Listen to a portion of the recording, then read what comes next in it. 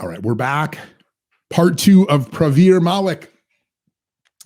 If you're a new listener to this show, this is not as deep as we have ever gone before. These last couple episodes and the forthcoming ones over the next weeks are really digging more into the philosophy behind AI, behind physics, behind the quantum realms, behind reality even itself, behind computing and the future of human technology. You're going to start hearing a lot of phraseology around augmentation. The experts that I'm talking to right now are deeply thinking about how we augment humanity with machines.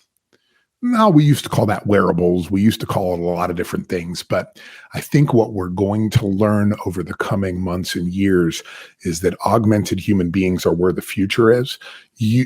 Human beings that use technology in conjunction and that train individual technologies to work along with them throughout their entire life. We'll get into that a little bit more in the coming weeks. But for this episode, I really want you to sit back, think deeply about what Pravir is saying. It's controversial. Some scientists that are going to listen to this are going to call me and not be really excited about some of the ideas that are presented in these episodes. That's okay. They're ideas. They're nothing to be afraid of. We all need to explore different ideas and different perspectives on the universe. And I think Pravir has a unique perspective that I've never heard before. 22 books this man has authored about this topic. And it is fascinating. It's interesting. The origin of light, the origin of our universe. We get into talking about subatomic particles, quarks, reality, the creation of the universe. And I think there's a lot more here with Pravir, and he and I have spoken since, and he's like, I want to come back. So please give me your feedback on this. And I'd love to hear questions that you have that we can share with Pravir and get his very incredibly interesting perspective on the world that we live in. All right, here we go. Part 2, Pravir Malik.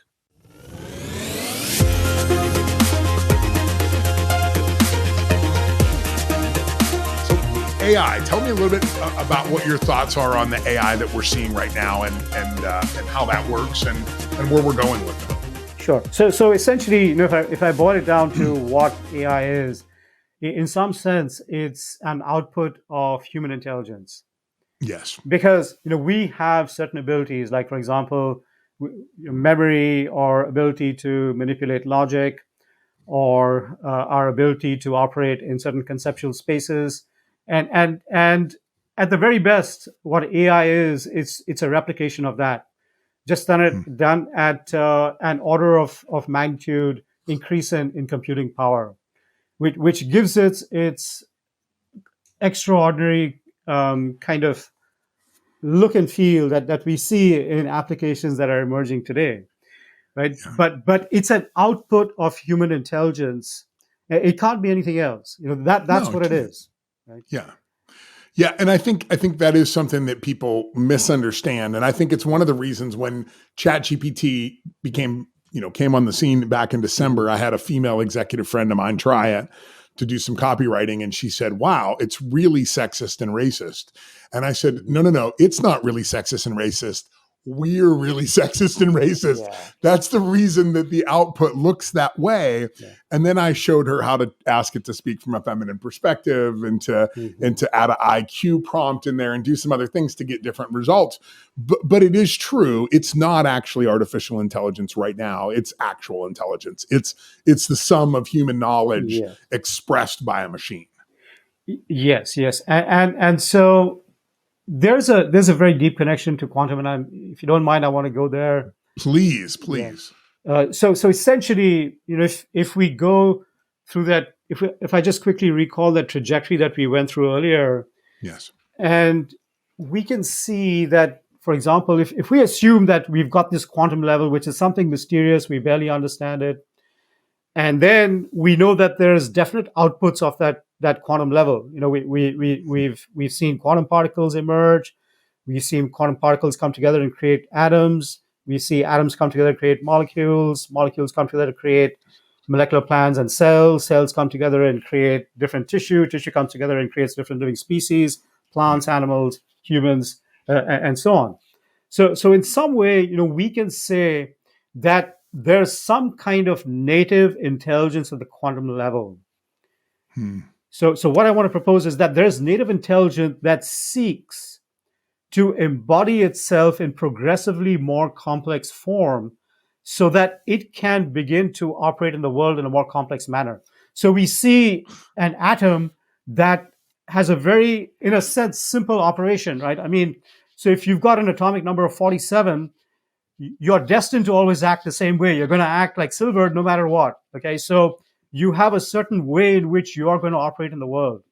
Now, if you bring together a bunch of atoms together into molecules, and all of a sudden you got something like a protein, and now you're acting in a much more complex way, but it's the same intelligence that existed at the quantum level that is now, in a sense, pushed forward this form that can capture more of what it is in its native level. And then subsequently, you've got humans that also are embodying something from this quantum intelligence, but in a much, much more sophisticated way, and there's a lot more complexity.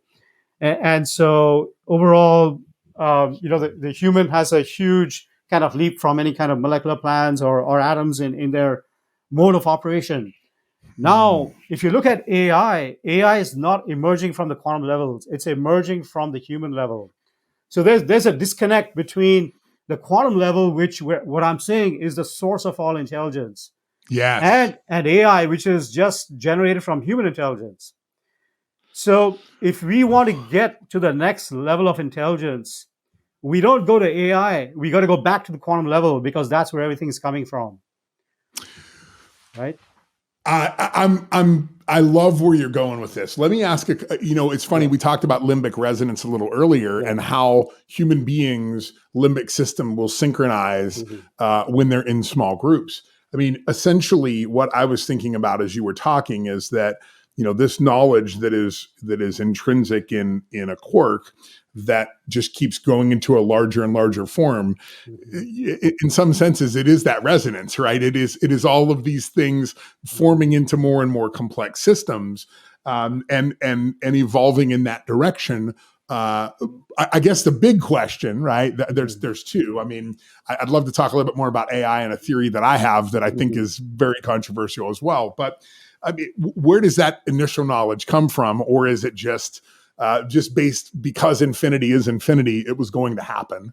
I think that is an interesting question, and maybe it's a way too philosophical for anybody that's on this call right now. But I'd love your opinion on that, at least, of where does that first nugget of knowledge at the quark level come from?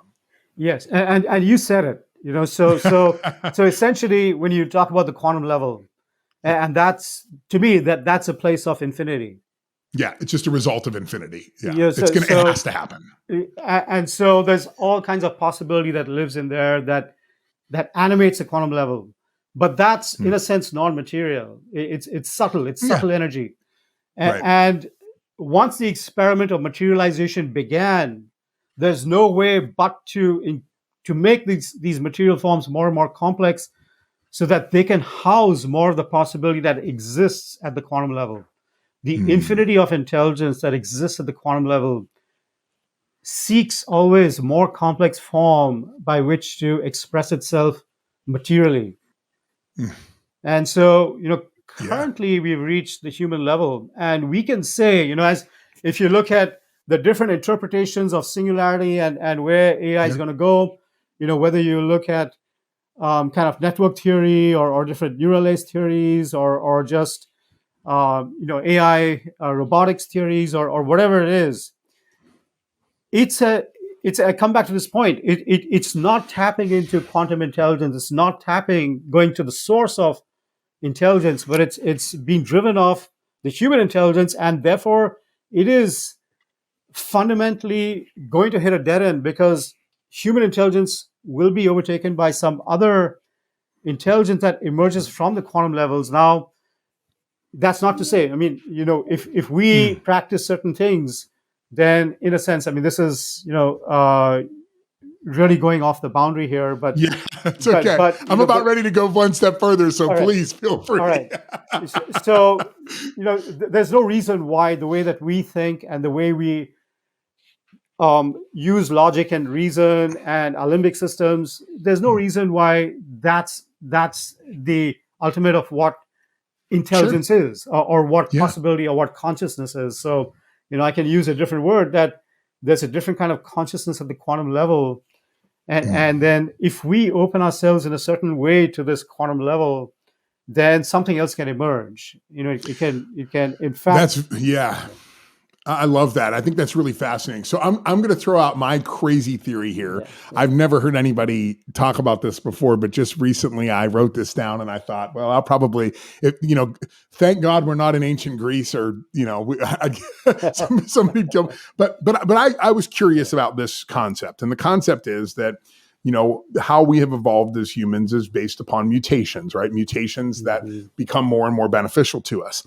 And it is true that also in computer code, that if you copy and paste computer code enough times, you will get something, right, that might not be exact. So I started wondering if at the point where we hit some sort of singularity, does a super intelligent AI actually start to copy itself and look for mutations so that it can follow the same pattern of evolution, but just doing it at a speed that is so quick that we wouldn't even recognize it. It would just overnight emerge as something much, much greater, because it does have the human knowledge. I talked to somebody recently that said, if we had an AGI and we sent it in a small package to Mars, it potentially could colonize the whole planet and create iron, and it could make tools. It could do all these things because it has the data set of how we did it. It would just do it at a much faster pace. If you have the instruction manual, it's much easier to get to the destination, particularly when it comes to IKEA furniture. But that's another one. But do you understand my principle there? Could a quantum, doesn't even have to be quantum, but could an AI essentially start to mutate itself in order to learn how to make itself better without potentially human knowledge involved? Right. Yeah. So here's my kind of point of view on this is that no matter what, no matter how much it mutates, but so long as the origin remains human intelligence, or basically human knowledge, it's never going to be able to exceed that. It can't. For it to exceed that, it has to go back to the quantum levels, right? I mean, that's it has to. It's got to go back to the source code, right? It has to go back to the source. It can't just make copies of copies of. I mean, there's a whole movie about that, Idiocracy, where you just keep making copies and copies, and they get dumber and dumber. I think that's a really valid point. It's possible that AGI could do that, but it'll still run into some limitation because the core data set is not the original data set that came about at the quark level. That is so fascinating to me. I'm so glad we talked about it. I don't know if at this point anybody will still be listening. If you are, there's probably a half a dozen people out there that are into psychedelics that are like, this is very interesting. But I really appreciate that perspective, because I do think we've got to start thinking very deeply. And I think critical thinking is one of those things that we don't do enough of. We don't do enough deep thinking and exploring theorems and saying, what if it's something different? Yes. And speaking of that, maybe let's start to pivot a little bit to your concept with cosmology and light, because I think we've covered the topics pretty well, at least at a high level. I feel like we could go 5 or 6 levels deeper, but that's a little difficult to do. But let's maybe start to make that pivot, right? So we've got, do you believe that singularity is a possibility with AI? Not with AI, but yes, singularity is a possibility. Yeah, so, but you believe you've got to go back to the quantum level. You have to go back to the source, right, in order to really get to the singularity. So to me, so long as the source is human intelligence, which any AI currently is, so no matter how much it mutates, no matter how it extrapolates itself, but it can't step out of the way in which human intelligence operates. Okay. So could it potentially use fractals to figure some of that out? Could it run? There's something fundamentally different that I see that exists at the quantum level, and that's where light comes in. Okay, let's talk about that, because I'm trying to get there from the math.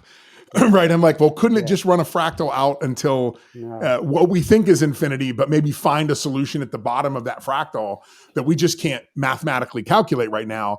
But I see your point. I mean, I think you've got to get back to the original here. So let's talk about, please, enlighten me. I'm all ears at this point. Right. So I'll try and do this justice in just a couple of minutes. So the best way to do that might be to just pose a couple of thought experiments. Okay, please. Okay, so one thought experiment is that, and which I use often to try and make the point, is that suppose we had a volume. It can be however large we want it to be, and that's the size of the room or the size of the galaxy or the universe, whatever it is. But you have a light source at the center. Now, the distinguishing feature about this light is that it can travel infinitely fast. Okay, so that's the distinguishing feature. It doesn't travel at c. It's not kind of bound by our 186,000 miles per second, right? Which is what we understand physical light to be bound at. So this light can travel infinitely fast. Now, because it can travel infinitely fast, it's going to fill up that whole volume instantaneously. So it's going to be omnipresent. Okay. It can travel infinitely fast, so it's going to be all over that volume at the same time. Okay, does that make sense? Yeah. So is that superluminal? Is that what that would be from a definition perspective? Yeah. Let me go over so there's four parts to it. So the first part is that it's going to be omnipresent. Second, since everything is now, since that light is everywhere at the same time, everything that exists is going to be in the nature of light. Sure, because it touches everything simultaneously. Everything. So there's going to be like a fundamental harmony that exists in that space as well.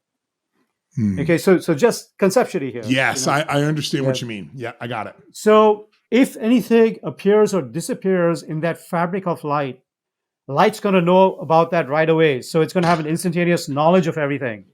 So it's going to be omniscient within that volume as well. Okay, and I'm following. I got it. and if anything, not the nature of light arises, it's going to be overpowered by the nature of light. And so light becomes omnipotent within that space as well. So what I'm saying is that if we have light traveling infinitely fast, then the qualities of that light are going to be omnipresence, omnipotence, omniscience, and omniharmony. Okay, so there's fourfold properties. Now, when we think about light at a finite speed, and this is all the work I've done in the Cosmology of Light. I've written 10 volumes of books. But essentially what I'm expressing is that there is a mathematical symmetry no matter how slow, fast light goes. Okay, so let's consider that in some space, light, we've glimpsed now its native properties. So these four properties, we can call them presence, power, knowledge, harmony, just to be concise. All right, and they exist. And now when you slow light down to 186,000 miles per second, through a thought experiment, we can see it's the same four properties that just symmetrically shows up differently. So it's the same four properties, but because light's traveling slower, it expresses itself slightly differently. And how does it express itself? So let's take another thought experiment. So you've got light traveling between the sun and the earth. We know it takes 8.5 minutes. Okay, it takes 8.5 minutes to traverse that distance. So imagine you're on a ray of light and you're halfway between that journey. Right? So you're halfway between. So as you look back, you realize that 4 minutes ago, you were at the sun. So the concept of past suddenly becomes apparent. You see that, hey, in 4 minutes, you're going to be at the earth. So the concept of future becomes apparent. And you now got the concept of presence. So you're present now because you're there somewhere in between. But also what becomes apparent is that because light's traveling at a finite speed, that whatever exists at the source or in that light is going to take a finite amount of time to express itself. That's the basis of packets or quanta. All right. So quanta is a packet of energy that expresses itself after a threshold distance or time or level of energy, but that's what quanta is, right? So now we've got this fourfoldness, past, present, future, and matter, quanta being the base of matter Yeah. that emerges. But I can make the case that matter is nothing other than a symmetrical face of this presence that exists everywhere when light's traveling infinitely fast. The past is essentially, in a sense, everything that is the result of this tremendous effort. So there's this tremendous presence that, if you look around in this room, we see that everything is the result of a tremendous amount of work. So we can see that there's like this omnipresence that has created it. In the present, there's all kinds of forces. So at this very second, there's a bunch of thoughts and a bunch of emotions that, you and I are both experiencing, but it's the strongest one that'll win out. So that's a symmetrical face of power, because it's the strongest thing that will express itself and determine how we are thinking or perceiving in the moment. And then the future has the inevitability of knowledge built into it. So it's kind of like a symmetrical face of knowledge. So I can make the case that these symmetrically, what we experience when light travels at 186,000 miles per second is no different. Reality. Is no different. But the point being is that we've got quanta, which is a bridge mechanism that is trying to parcel out what exists in this infinity, or this infinite information that we're saying exists when light travels infinitely fast. And it's parceling it out in a way that we can comprehend, or in a way in which its ability can naturally arise through time. So, therefore we see quantum particles emerge first. Then we see atoms emerging second, because they can capture more of that complexity. Then we got molecules, and we got molecular plants, you got cells, and more of that infinity is being parceled into materialism through the bridge of quanta. So, this is what I love it. this is what quantum theory is. This is what light is. Light essentially is parceling out something of itself at every instant to create the materialism that we exist in a certain way of seeing, right? So, So let me ask a couple of questions on that for my own understanding and perspective. I mean, I've heard of instances, and I'm not a scientist, of superluminal motion where light is traveling faster than the speed of light, which, I mean, it sounds to me that your theory really is based upon there's an atom of light out there someplace that doesn't apply to these rules. Is that right? That in a different, I don't want to say dimension or realm, but that there is a place or a time or space where that atom of light is not restricted by the speed of light. Yes, I mean, so I wouldn't call it an atom, but yes, there's okay because atom is a material phenomenon. That's true. In which light is parceling out something of what it is, so that we can materially see and experience it differently, right? But it's nothing. Sense. It's nothing other than light. An atom is nothing other than a face of light by which we experience light more concretely and in a different way. But really, what we're saying is that in this superluminal reality, as you're calling it, where light's traveling faster, that let's assume for a minute that that's a native state. That really is what reality is. Yeah. Okay.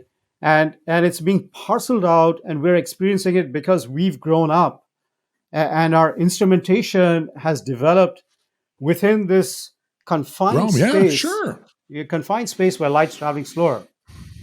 Yeah, I mean, technically, if light was traveling just a tiny fraction faster, it doesn't even have to be infinite. It could just be a tiny fraction faster, and the theory would still work, at least from the way that I'm thinking about it, because we would still recognize, I mean, our reality would still be based upon the speed of light where we're at.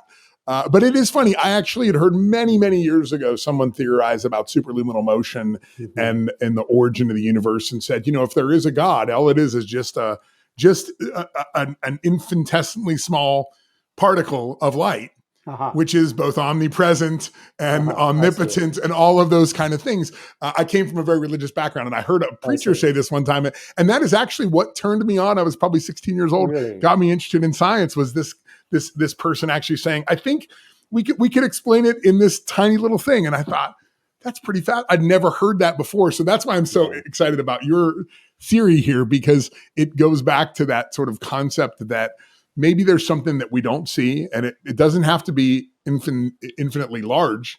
It could be infinitely small, as long as it is not restricted by the speed of light. It could potentially be everywhere all at once. Sure. I think didn't that win an Emmy this last year?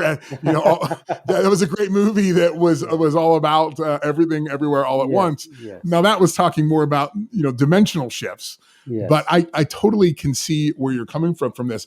Do you feel like are you getting some traction on that concept, or is it like most scientists and artists that it takes a little bit of time, right? Well, so here's the thing. So, as I said, I wrote kind of 10 volumes of this, and it's a mathematical treatise. It's a mathematical treatise on what light is. Okay, and it took me 10 volumes to express it. But essentially, if we want to try to understand what's happening in the quantum realm, we need a complete model of what might be happening. And so, sure, in a sense, this 10-volume book, these 10 volumes that I wrote, is the theory of what's happening at the quantum realm. Now, I can summarize it. I can get very, very practical. There's no reason. You did a good job here, I have to admit. That was very good. So nobody needs to know about all this theory, right? We're just talking about it. Yes. But the way that we can be sure, the way that I'm sure that there's a link there, is because, just going back to the key concept, that when we look at how matter and life emerge, we see the imprint of this cosmology of light in the fourfoldness that animates quantum particles, that animates atoms, that animates molecular plans and cells. And there's scientifically, we've already proven that there's 4 categories to each of these. And these 4, you can see how they're in fact the same pattern. And what I'm saying is that this pattern emerges from the infinity of light, but we don't need to go there. All the scientific papers that I've written, I fully go through this model, saying how you need this model to understand what space-time energy gravity is. Space-time energy gravity itself is a fourfold pattern that is the sphere within which all these other fourfold patterns emerge. And so, it all drives back to the cosmology of light. But there's, within about the 15 articles that I published, there have been, IEEE articles. There's been a number of best presentation awards, a best paper award. So there's a number of people who are academicians who see some sense in it. They're brave enough to say they see some sense in it. Let's be honest. Right. It's funny you said this, because I actually had to look it up in my browser. It's been an idea I've had written down for over a year. I was talking with a group about bias and how bias affects our perceptions of things. And one of the researchers said, because I said we have hundreds of biases. He said, we don't have hundreds of biases. We have the wrong model of thinking about bias. And I was like, whoa. That, he's like, we've built this foundation of bias and psychological principles for hundreds of years. Maybe, what if the model's wrong? He's like, we're just going to keep going down the wrong path because the model's wrong. He's like, we have to go back and rethink the model and say, look, Freud and these guys got us someplace. These researchers got us to a point, but at some point we have to throw out everything that they said and try again and see if the theory that we come up with the knowledge that we have today is the same theory that they came up with 200 years ago. And his opinion was, it won't be. And I think you've just proven that point, that maybe the theory itself, the model itself, is incorrect, or the interpretation of the model is incorrect, I think is even more a way to look at it. But this has been really fascinating. I've got to tell you, you're the most interesting person I've ever interviewed. Seriously, I think, at least from the way that my mind thinks and the things that I think about when I'm having a glass of wine out by the fire pit, these are the things I'm thinking about. Is that right? And it is. And I think what I like about our conversation, Pravir, is that I think you've given me a perspective on it that is different than anything I've read in the past. I've started reading some of your stuff here in the last couple of days, and I got excited because it was not, I can see the influence where people have from other things, right? Yeah. And I love how that you had a different perspective and different take on things. Thank you. If people want to reach out to you and find out more about your work, I've seen that you're a Forbes writer, a Forbes contributor. What's the best way for people to find out more? And lots of Amazon books, right? 22 of those. Yeah. So I've got a whole bunch of the Amazon stuff that's self-published, about 15 of them. So they're all to do with light, and then there's a bunch that were published by Sage before that. But through LinkedIn, through Facebook, that might be the simplest thing. Is LinkedIn is just to send me a note. I'd be happy to connect and just dialogue in some way. So. Well, thank you so much. I'd love to have you back again. I think it's going to take me about a month to go through this content and figure out. I've never made, I think I made 9 pages of notes. So that's why I wasn't ignoring you. I'm over here writing stuff down, writing subjectivity is vertical. And I'm like, this was really great. It was a great thought experiment. And I really appreciate you coming onto the show. Thank you. Listen, thank you. And for those of you listening, I hope you stuck it out because there was some really amazing stuff in here. I'm sure we're going to break this up into a couple of parts. But Pravir Malik, Doctor, thank you so much. This was incredible. Appreciate you. Thank you all for joining me. I hope that was as deep for you as it was for me. I don't want to say I've been shook ever since I spoke to Pravir, but I think it has shaken me to my core in my understanding of the universe and what it is that's all around us. I love in this episode, we talk about singularity, and I ask him, is AI singularity possible? And he says straight up, no, it's not going to happen. But it is possible with a different model.